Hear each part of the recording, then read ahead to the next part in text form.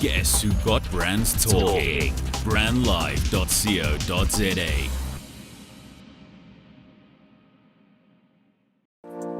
Hello to everyone. Tando and Vanya Mangaliso back on attack from Sangodes at 27 boxes. Yes, it is the new year, and that means Happy New Year to everyone.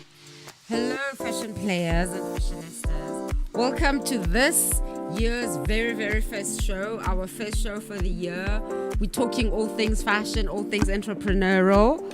We'd love to hear from you. It's the beginning of the year, great plans, lots of exciting things, lots to look forward to, lots of resolutions and great intentions. Yeah, it's a new day, new year. You know, we've got to forget about the past. Opportunities are available to us. We live in a wonderful country that is ruled by black people, and it's time for us to take the initiative, you know what I mean?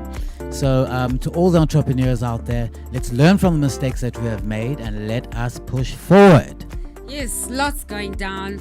I think one of the exciting things about starting a new year is that you actually have an opportunity to do things afresh, you know. Some of the lovely messages I got over the back, it says you've got 365 new opportunities. You know, use it wisely. And if there's anything we can say about time, it is still the most precious resource. You lose it, you can't recover it. Money you can recover, but your time and your integrity, you lose them, that's it. We also want to say congratulations to all the matriculants who graduated, going into the new chapter of their lives, entering adulthood. We also want to say congratulations to all the graduates who passed and have graduated from their courses. You know, it's the beginning of the year. It's especially for young people, you know. You've studied hard, you've focused hard, you've made your parents proud, and now it's time to enter the real world. Oh yeah, and lots happening. We're excited, lots of changes. We have moved our store back to Nelson Mandela Square. You know, we've been trading in Sandton now since 2004. For the past 14 years? 14 years we've traded in Sandton. So over a decade we've traded. You know, we can tell you a thing or two. So, you know, retail is really a game of location. That's what it's about. Yeah, and location is very important. Passing trade, where you're situated, you need to be very strategic about that, because even in a mall like Sandton, you could be in the corner and get swallowed up into a world of nothingness. We're fortunate as a brand in the sense that, you know, having been around, it comes with this, you know, a certain kind of credibility, and you talking repeat business, you become a destination, what they call a destination. So, you know, you got to work a little harder, but, you know, there's always something to fall back on. And like I say, retail is changing so much. I mean, with Amazon, if you remember Black Friday, how Amazon sold over 191% of what they anticipated, how they hit target way over. It's telling you something about how retail is changing. So we forever exploring, experimenting, and making sure that we are keeping up with people's lifestyles. Because one thing that we always have had to remember in the business we do is that, firstly, we don't buy our own clothes, and secondly, we're not selling chronic medication. We are selling luxury goods, and therefore people come with love, and we always try and return that love. But most importantly is the ease of doing business, that we must make it easy for people to find us and to do business with us, because it is really, nobody really needs a new dress, but they have to have a dress for, you know, you judge a book by its cover. This is one industry where you do judge a book by its cover. No, people will always do shopping. You know, shopping is very important. It's part of retail therapy. It's part of, you know, them feeling good about themselves, also being involved in the economy and uplifting people. And for me personally, the move, as they say, a change is as good as a holiday. So on the 31st of December, we moved into our while everyone was working, was chilling, we were busy moving things. But you know what? It's the nature of the beast. It's how we roll. We're very realistic, and we love it. I suppose that also speaks to passion, you know. When things do get a bit difficult, you push on through. When everyone was relaxing, we had no time to relax. We were like on the job and loving the job as well. But we're so used to it. I think anyone who retails in Joburg knows that come December, Sure, it kind of slows down from about the 15th because the kind of clientele we serve, they can, they go away. The 16th is always a big day for weddings and parties and all sorts of And important imigidi, occasions, and Ikiti, and everyone else around the country. So so now you have a lot of deadlines to meet up until the 15th, and then people go away and then they're back again like in January. However, then you get ready to welcome tourists, and with Afropunk this year, it was an amazing success. We'd love to hear more from people who went to Afropunk. I was just speaking to another lady outside who was selling food. She says she sold out. I think it's an exciting opportunity, and I think we'd love to hear more of the successes so that people can be more enthusiastic and more people can participate. I think these occasions, it's also part of the retail experience that we are understanding that retail has become more lifestyle, whereas in the past people would go to malls. People are finding all sorts of excuses now to avoid malls. It's the driving, it's the size of the malls. It's once you get there, you can't find what you want. So now specialized events and locations And are venues. becoming the thing. Like if you think of Afropunk, that it was a dedicated. I saw like some amazing pictures actually in today's Citizens from Afropunk. So if you think that it was and the fashion, the expression, like where you actually get to see people that are, look at this, people that are moving fashions forward. I saw this just blew me away. If you look at these two guys. And they said that the things that move particular- aesthetics forward. So this is really what it's about. It's about brands. I suppose building new relationships and experiences with the audiences, like in our new store. And the collaborations as well. And doing creative collaborations. So we come visit us at Nelson Mandela Square. That's actually where we started. We were at Nelson Mandela Square for 10 years. And then we moved around the corner for 4 years. And remember, it's also retail also can become a game of trade-offs. Yeah, that's So what it's about. you trade off you go for a spot that's not so highly densely trafficked. With less traffic, for less rentals, because you become a destination. Or sometimes you want to roll high, you want to pay high rentals because you want high traffic. It really depends on what you're trying to do. And that's what it's about. It's about And striking sometimes- the balance. Took the words out of my So mouth. my question for all the entrepreneurs, especially all the fashion entrepreneurs, is you look at a year like 2017, which was a particularly tough year, but we all continue. And if you are still in business, congratulations to you. But what is the plan of attack?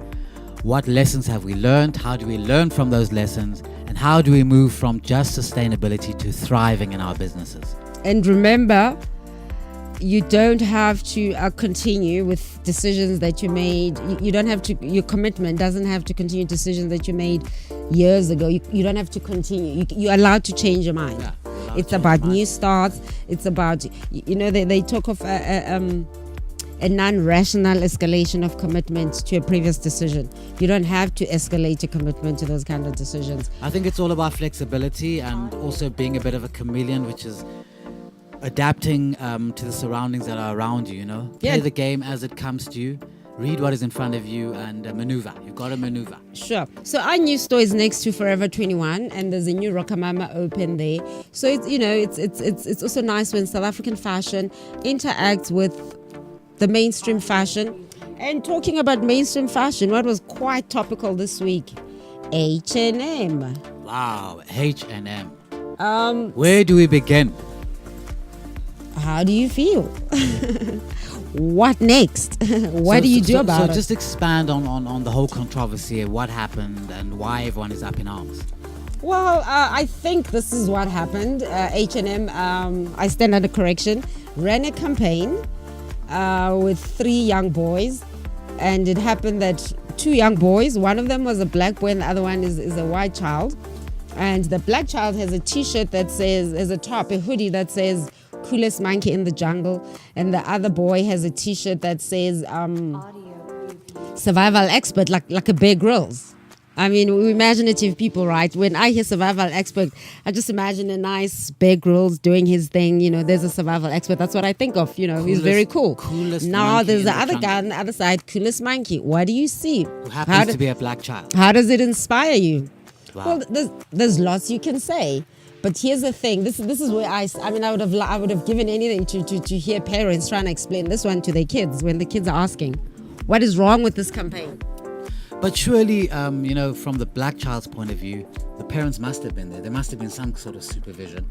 And when they put the top onto the child, they should have said something. I mean, well, I mean, you must think about it. I would imagine at that shoot, they were the parents, they were maybe the kids manager, lots of people who were part of the kids team. But and as you correctly say, somebody should have raised the flag and been like, guys, is this okay? But guess what? I bet somebody did raise a flag, and at the end of the day, money won. Who knows what position the parents were in? I would have, I would have probably done the same. I would have maybe turned a blind eye and said, you know what? I need to pay for the school fees for my kids. I'll take this fall. Let the kid wear the top. But H&M have got 1,000 stores all over the world. It's a multinational, global company. You talk of diversity. Surely some sort of, sense, ability around the issue should have come up. For me, like if as a retailer, as a business person, as somebody in fashion, and just as an empath, as a humanist, I think it gets to levels where it's not the fact that it's right or wrong. Is it offensive or is it not offensive? I think the fact that it causes hurt to somebody else, you stay away from. There's lots of things, there's lots of things they could have done. Could have been the tiger. Why not the tiger? Why not this? Why the monkey? And as you were saying earlier, H&M is a multinational, global company with lots of resources. You cannot tell me that they don't understand diversity. Understanding diversity is about understanding your world, understanding who's your customer. And having said that, at the end of the day, like we say, retailers don't buy their own clothes. The H&M board that's of 12 people, far from being diverse, they don't buy their own clothes. Customers buy the clothes. So if customers don't like what is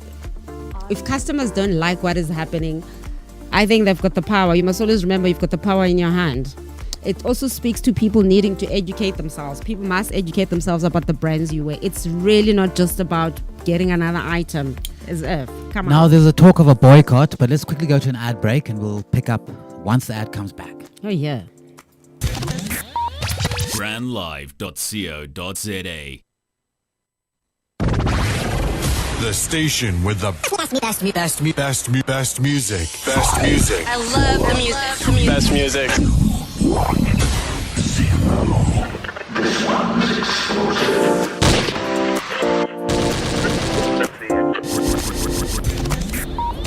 brandlive.co.za. Lunatic, 'cause I do what I want and I get what I want when I want it. Life can be so ordinary. Boy meets girl, they said, "Oh, make a baby." brandlive.co.za. In your face, all over the place. We're online 24/7. 24/7. You're listening to the hottest internet station. Brand Live. No doubt.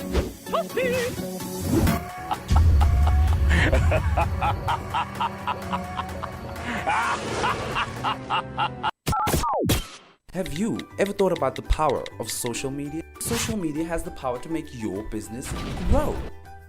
Grow! Yeah. Why don't you let us manage your social media? Because our business is to see your business grow. Visit us at www.bstownmedia.co.za. All right, back on attack, ready to flip the script and get on the move with the fashion blueprint. We're talking about the controversy of the H&M saga, where three kids were dressed. There were two kids dressed in jumpers, and the one kid had coolest monkey in the jungle. It happened to be a black person. Yeah. And now we are expanding on that, and there's been talk of a boycott. Yeah. What is that about? Well, Feels like the 80s all over again. Consumer boycott. I think it's really about customers understanding that you got the power. your 50 rand, your 100 rand, your 200 rand, where you decide to spend it makes a difference. If you don't like the any company, not necessarily H&M, in anything that if you don't like practices of a particular institution, you should not continue to support it. But better yet, you should be a little bit more deliberate about where you are spending your hard-earned cash. How does it get back to you? You know, I think as South Africans, when it comes to fashion, we've been in the game for years. We know the struggle. We know of trying to convince South Africans that, listen, not only is it just sensible to wear your own clothes, it's actually a good investment. You know, you've got kids now coming out of matric who want to go into fashion. And you've got parents out there who are like, oh no, I don't wear South African brands, I only wear international brands, I only wear Italian, I only wear French. But now, you need your child to go do an internship. Maybe your child will not be a South African designer, but they'll work in South African fashion magazine. They can work for Chainsaws. Maybe they want to go work for H&M. Right? So, where will they get the training? If you don't support your local designers so that they can sustain what they do, your child will have to call a French or an Italian designer somewhere in Italy and France to do an internship. That's what it translates to. So what we are saying is, yes, we live in a globalized world, and yes, we must embrace diversity, but we must also think long term. You know, you have the power. You have the power in your hands. You know, what you wear, it's as much as you'd like to think that what you wear has got nothing to do with anything else, it's just fashion, it really isn't. You are making decisions when you're choosing whatever you choose to wear, however you choose to look. To us, it's a reflection of what you think. Can't run away from it. I think that's very important. You're highlighting a very, very important thing.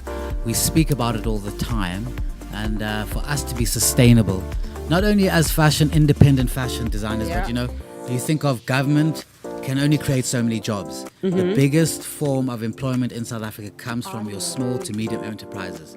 It's not the big companies that have got 200-300 people, because there aren't so many of those. It's the guy who's taking his staff complement from 3 to 5. And how do you do that? You take your staff complement from 3 to 5. Think of your local designer. Everyone knows a designer. They start making your clothes. You support them. You give them confidence. Guess what happens? Maybe they decide, let's diversify. Like we did. We started doing men and women's clothes, and we moved on to children's. And this was about 2000 when we started, And then we decided, the brand was ready for growth. We wanted to make, we decided to go into lifestyle. So we made that critical transition from just a fashion brand. What it meant was we could create employment now for people to, first of all, somebody to manufacture the fragrance. That's a job creation. Somebody has to design the packaging. The girls that have to sell the fragrance. I mean, when we launched, we went into 10 Edgar stores, and we had promoters in each and every store. We created lots of jobs. So we're saying this is how, if you're struggling to understand what happens and how companies can diversify, there's a practical example. By the way, come to our fragrances. We now have 3 fragrances. We got Goddess for her, Kumkani for him, and Usapo for everyone. Usapo is like a floral scent that can be worn by anyone in the family. Tell them the story behind Usapo. What's nice about our fragrances is that they're very different.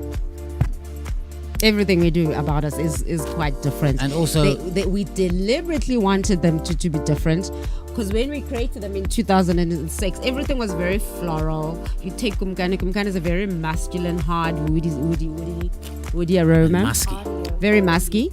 But if you look at the trends at the time, the men's fragrances that were coming out, they were very floral, very, light. Unisex. And so we decided, we want something strong, something distinct. So that when we say that it's a fragrance coming from South Africa, there is no doubt. But the irony is that in the last, let's say, 10 years, a lot of the fragrances have moved towards that, woody smell, that masculine smell. Also, what's great about Kumkani is that a lot of girls wear it. It was intended for males, but a lot of girls wear it. And in our research as fragrance creators, when you're going around testing the different oils and understanding what you like, one of the things that we discovered was all the scents we liked were the ones that were labeled typically male. That's interesting. And I remember as growing up, I used to like the Brut, which was intended for men. Like if you think of the deodorants, a lot of women like the more masculine smells. Yeah, and as a result, like you were saying, a lot of women buy our fragrance for themselves, actually, in terms of ukumkani. So what typically happens is people will buy the 3 fragrances to go try them out, and they just start wearing them, And now we find that the girls are wearing kumkani more than But they don't wear joke, the you know that goddess. we're sending 6 However- bottles to Durban today for a lady who wants the kumkani for herself. This Not is the one, thing. not 2, but 6. But here's the thing about fragrance is that what's nice about it is, okay, sure, they start wearing their kumkani, they always go back to goddess because you can't wear you can't wear one fragrance all the time. That's my personal belief. I also believe that you even stop smelling it. Yeah. The fragrance that you wear yourself, for you to appreciate it, you maybe need a break, try something else. Like I meet clients who are always telling me, I only wear Coco Chanel, I only wear number 5. Oh yes, I love Coco like the next girl. And it is still the best-selling fragrance in the world. However, I don't understand how you can even appreciate yourself or the people around you smelling the same. It's like wearing the same color all day long, all year long. 365 days a year. Word is bond. So what we're saying is diversify the fragrance. Have fun with Have the fun. fragrance. And also the I buy expensive fragrances, cheap ones if it speaks to me. There must be something. People always ask, why did we get into the fragrance game? It's very simple.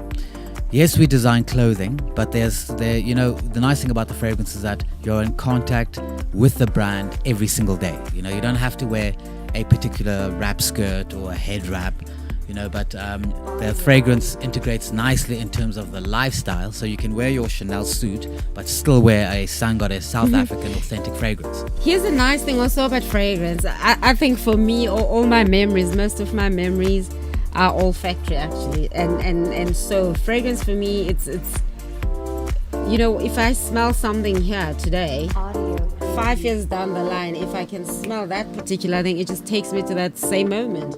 It's got that powerful effect. Nostalgic effect. Very evocative. I remember, I've lost my mom 15 years ago. I was walking through Stutterford's about 5 months ago before they closed, and someone sprayed Trésor. And that just took me back to when I was in primary school, and my mom would, come fetch me from boarding school on a Friday, which is just, I literally stopped. Not that I wanted to cry, but became very emotional and very nostalgic. Yeah. So fragrance carries a lot of, memories. If you think of different fragrances, what they mean to people, I'm sure, people It's will also agree. like your intimate signature, because no fragrances like accessories are things that are very intimate. They personalize the look. If you walk into a shop and you buy a skirt and a top, chances somebody else can walk in and buy the same things, but chances of somebody else using accessories, choosing the same accessories as you in the shop, or having the same accessories at home, very unlikely. And these are the things that customize your look. They give you that individual thing. So same with fragrance, have fun. It's your intimate signature. And you're allowed to change it. You don't have to wear number 5 for life. You can mix other things in between. Here's another classic, Angel. When you say Thierry Mugler, how classic is that? Very classic. I love fragrance. With Armin and that. Yes, so come try our fragrances, come visit our new store. We're kicking off sales also in today. That'll run to the end of the month. Run up until the end of the month, up to 70% off. It's a new year. We want to try some new things. We've got exciting plans, exciting collaborations that we're doing. And we're looking forward to giving value. We enjoy having a sale because it's also an opportunity for our customers to get certain things that they, weren't able to get during the year. We give a good deal. It's all about love. It's all about we the deal, give value. Our customers will tell you. Of almost for every rand you spend, we give it back. We almost try and give back in value. They know. No, for sure. It is what we do. It is our passion. It is what keeps us going. And that's why people tend to remember us, and we are grateful for that. We don't take it lightly. And in keeping with the theme of 2018, we just wanted to wish everyone all the best. The fashion blueprint continues. It's growing. Catch us at next week. Fashion Week also. March 31st, big show. Got our man Hasbrook working overtime trying to put a show together for us. So we're excited. It's also an opportunity also to launch new designers. Also catch us at Lysoft Orientation. Lysoft is part of the Sangaras, or we're part of the Lysoft family. We're there helping them welcome the new entrants because we're also there to usher them out into the world, to guide them and advise them in the year and say throughout their careers that, as people who are active in the industry, there is something we can share and we can always learn from them. So we're very excited about that. Catch us at Lysoft Orientation, Fashion Week, lots of exciting plans. And more importantly, catch us at our new shop. Number is 011-883-8890, 074-065-6115. Hit us up. Follow us on Facebook also, Sun Goddess Heritage, Sun Goddess Luxury Lifestyle. On Instagram, it's Sun Goddess Afrolux. And at Twitter, Sun Goddess 2_. Follow us. And as they say in Xhosa, au revoir in French. Thank you everyone. Thank you for your support. Thank you for tuning in. Let us do this with love and light. Thank you. Boy meets girl, they said, "Oh, make a baby," but I have to admit